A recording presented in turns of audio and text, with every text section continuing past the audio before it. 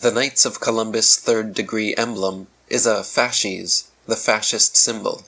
The fasces symbol is an axe supported by bundled reeds, representing the power of the many when bound to one ideal. Interestingly, the fasces is also found at the U.S. Senate, the Colorado Seal, the Lincoln Monument, the Dime, and many other places.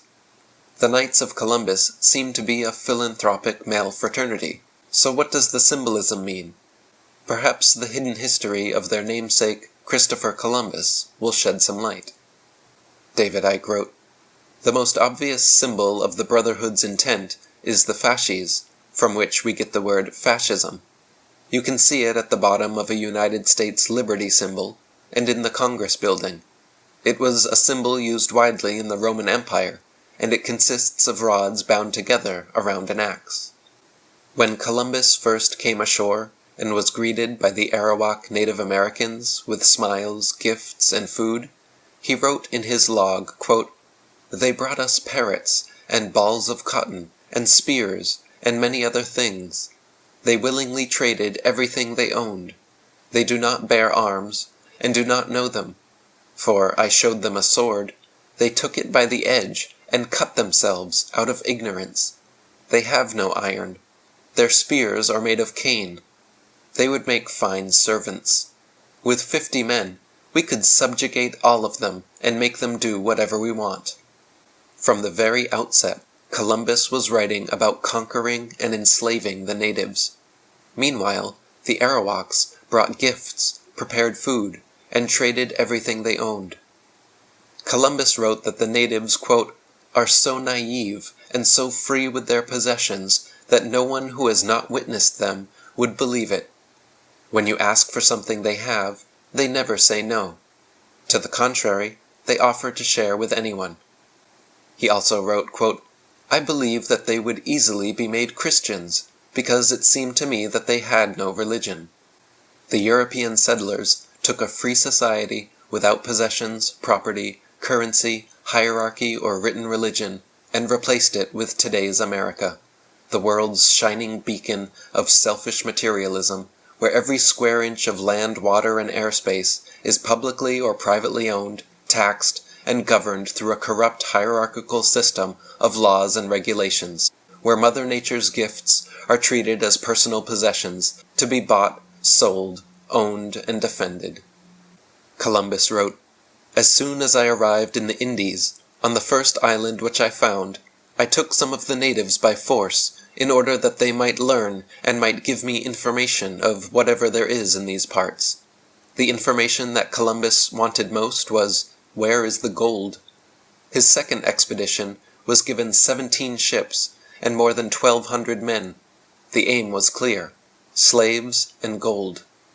They went from island to island in the Caribbean, taking Indians as captives, roaming the island in gangs, looking for gold, taking women and children as slaves for sex and labor." Helen Ellerby wrote, "It was Columbus's avowed aim to, quote, convert the heathen Indians to our holy faith that warranted the enslaving and exporting of thousands of Native Americans. That such treatment resulted in complete genocide did not matter as much as that these natives had been given the opportunity of everlasting life through their exposure to Christianity." The same sort of thinking also gave Westerners license to rape women. In his own words, Columbus described how he himself took his pleasure with a native woman after whipping her soundly with a piece of rope. By 1508, the settlers were responsible for 3 to 4 million Native American deaths.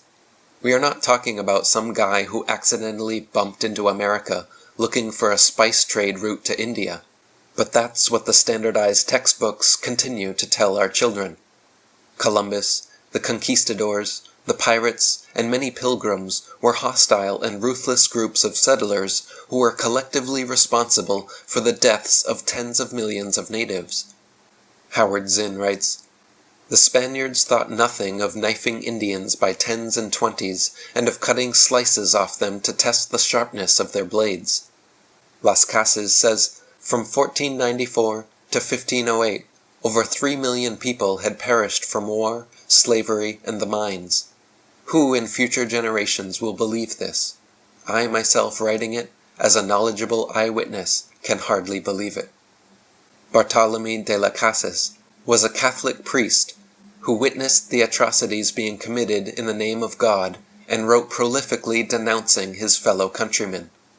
Bartolome de las Casas sailed to the New World in 1502 and recorded many of the things he saw in his book, The Devastation of the Indies.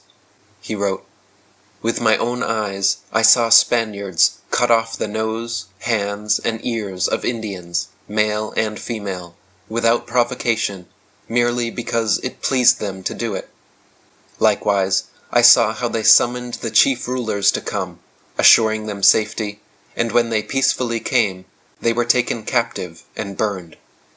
The Spaniards took babies from their mothers' breasts, grabbing them by the feet and smashing their heads against rocks. They built a long gibbet, low enough for the toes to touch the ground and prevent strangling, and hanged 13 at a time in honor of Christ our Savior and the 12 apostles. Then straw was wrapped around their torn bodies, and they were burned alive. When the Spaniards had collected a great deal of gold from the Indians, they shut them up in 3 big houses, crowding in as many as they could, then set fire to the houses, burning alive all that were in them. Yet those Indians had given no cause, nor made any resistance.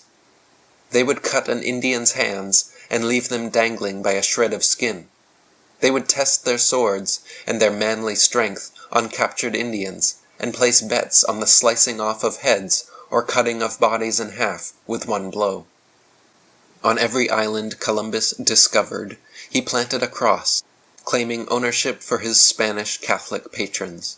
He read declarations of God-given rights to the natives' land in a language they couldn't understand, saying, "I certify to you that with the help of God we shall powerfully enter into your country and shall make war against you, and shall subject you to the yoke and obedience of the Church, and shall do you all mischief that we can, as to vassals who do not obey and refuse to receive their Lord and resist and contradict him."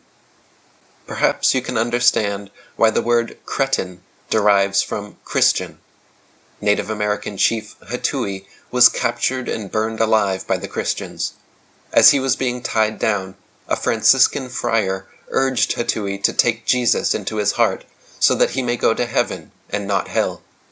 The chief replied that if heaven was where Christians went, he would rather go to hell. John Mohawk of the Seneca said, "Christopher Columbus is a symbol, not of a man, but of imperialism. Imperialism and colonialism are not something that happened decades or generations ago, but they are still happening now, with the exploitation of people, dispossessed from their land, and forced out of subsistence economies and into market economies. Those processes are still happening today."